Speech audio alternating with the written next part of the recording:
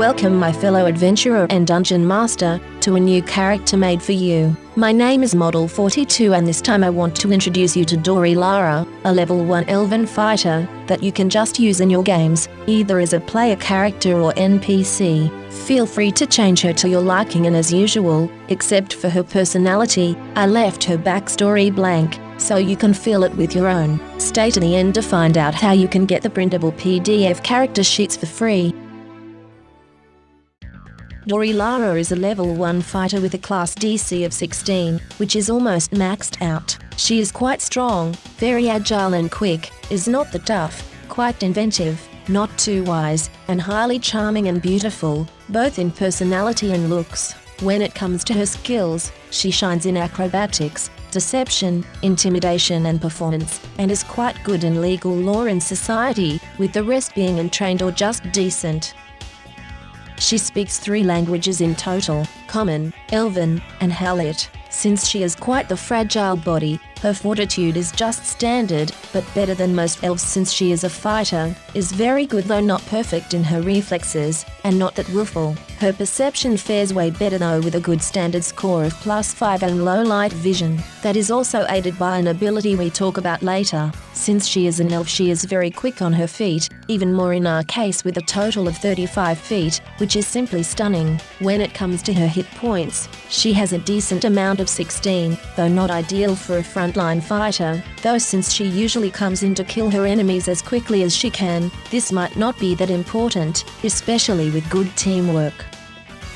Because of her heritage as a whisper elf, whenever she uses the seek action, she can also look in a 60-foot cone to sense undetected creatures, and no matter what she is searching for, as long as hearing is involved, she gets a +2 bonus if the source is in a range of 30 feet. As her first ancestry feat we chose Nimble Elf, which gives her an extra 5 feet of movement speed, or 1 space on the grid. That is one of the best feats in the game, though the others didn't fit my idea as perfectly, so why not take it then? Because of her background, Bounty Hunter, she gets the skill feat Experienced Tracker, which allows her to track at full speed if she takes a -5 penalty, which can be useful. Should she be Master in Survival, this penalty will vanish, and on Legendary the hourly check while tracking will also fall away. Since she is a fighter, instead of a fancy ability she will get the Attack of Opportunity at level 1, which is really good, as well as the Shield Block ability, which we do not use, but we will look at them later anyway.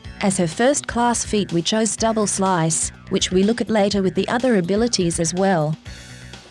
We learned earlier that her hit points are not that amazing, but her armor class is at least decent, with a 16 if we do not wear armor at all, and a solid 18 if we wear our studded leather armor. Yes, I know, it's only arm and leg armor in our artwork, but that is how it works in a fantasy game that is not based in realism. We can wear stronger armor if we want to, but because of our strength of 14 this was the best armor we could wear without suffering penalties, which is important. A fighter is considered one of the, if not the most broken classes in the game, and that stems from the fact that we start with expert proficiency in simple and martial weapons, reaching legendary at the end and always being a +2 better and hitting things than our teammates. Dorielara usually attacks with scimitars and daggers, having multiple of them on her at all times, and will switch between them if the situation needs it. 2 scimitars are good for easy fights that need to end quick, while having a scimitar and a dagger will be important for our ability Double Slice, and also we can throw the dagger if need be.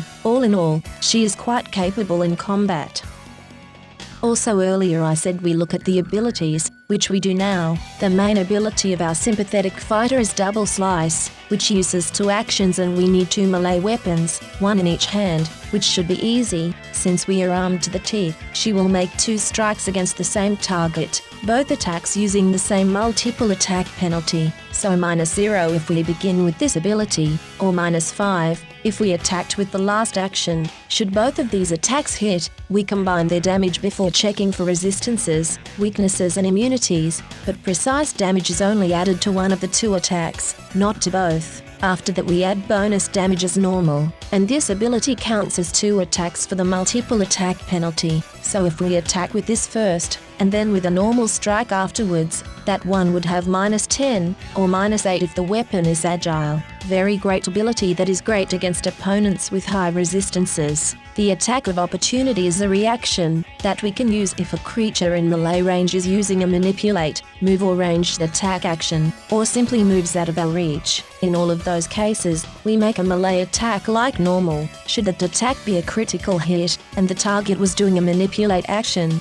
like casting a spell, that action is negated. Really great stuff. The shield block, which needs a shield we don't own, but can be used if we stumble upon one, is also very good, especially against hard-hitting enemies, though most likely the shield will not survive long enough for us to be charmed by that combat style. If we have raised a shield, which will give us an AC bonus depending on the shield, and is still hit, before taking the damage, we reduce it by the hardness of the shield, and then the shield and our heroine each take the full damage left over. Still, reducing damage is always good, and sometimes, in a big dungeon, we will find shields for one-time uses aplenty. Speaking of shields, let us look at our inventory. We carry a total of 4 bulk and 5 light and can carry a total of 7 bulk without penalty up to a maximum of 12. We still have 12 copper and 37 silver pieces in our purse, and have equipped, or can draw, 2 scimitars and 4 daggers, which gives us a lot of options. We also carry fine clothing, which is mostly a cape, as well as a studded leather armor, which is covering our arms, shoulders and legs. Quite sexy, but then again, if you focus on that, you will not see the dagger coming, which is good for us. Also she carries around a backpack, bedroll, belt pouch, flint and steel, crowbar, 2 sacks, 6 sheaths for our weapons, soap, 3 torches, water skin, an ordinary nightgown in white, winter furs for the cold or the campfire at night, and also has a fine dress in black, for visits to noblemen, that might hire her for her services. At last we look at her personality, but the basics first, as always. Dorielara is an elf with the Whisper Elf heritage, has the background bounty hunter, the traits elf and humanoid, is a fighter, and of medium size. She is of lawful neutral alignment, keeping to law and order, though as we will see in a bit, only up to a point. Also she is praying to the elven goddess Kedifes, the great hunter, which she is quite adept at least when we talk about humanoid prey. She is of Aeldine ethnicity, which are most elves in Galarian, and was born in the city of Almaz in Andoran, where she still resides and hunts, though she has travelled the nearby lands in her 247 years as well. As you might guess, she is female, and even though most of my characters are bisexual, you can make her whatever you want her to be. For an elf she is quite small with 1 meter and 64 centimeters, or 5 feet 4 inches, and has a weight of 43 kilograms, or 95 pounds, as I do with my characters, and I explained this in some of my videos. I have chosen 10 points to create her base personality, 3 of them coming from being an elf and 3 from her fighter class, with 4 of my own creation. First up,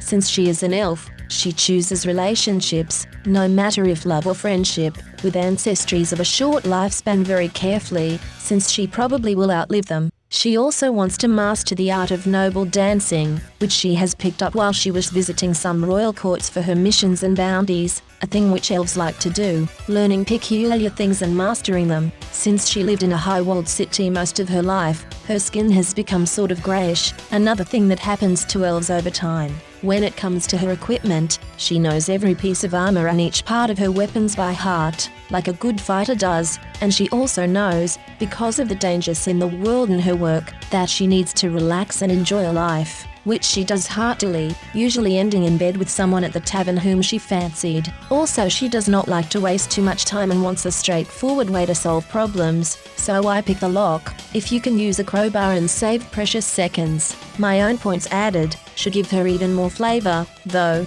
as you can see, the system in Pathfinder 2nd edition that just uses simple points under, you might, and others probably, can create authentic personalities already. Let's look at those 4 editions. If you look at the artwork, she might look a bit broody and like a lone wolf, but she is actually quite charming and fun to be around, being open and friendly with teammates at all times. She also listens carefully to advice and respects it, especially if it sounds logical to her, unless of course we are talking about bringing in bounties. She never brings them in alive. Never. This is the point I mentioned earlier when it comes to her alignment. Though, if the mission is to bring back an escaped princess, that will probably not be the case. Since her style of outfit is very, let's call it open-hearted, she shows a lot of body, not only because it draws attention and might distract horned dogs, she is also very proud of her body, which she forms through a positive lifestyle and training. This also counts for the scars she took during combat,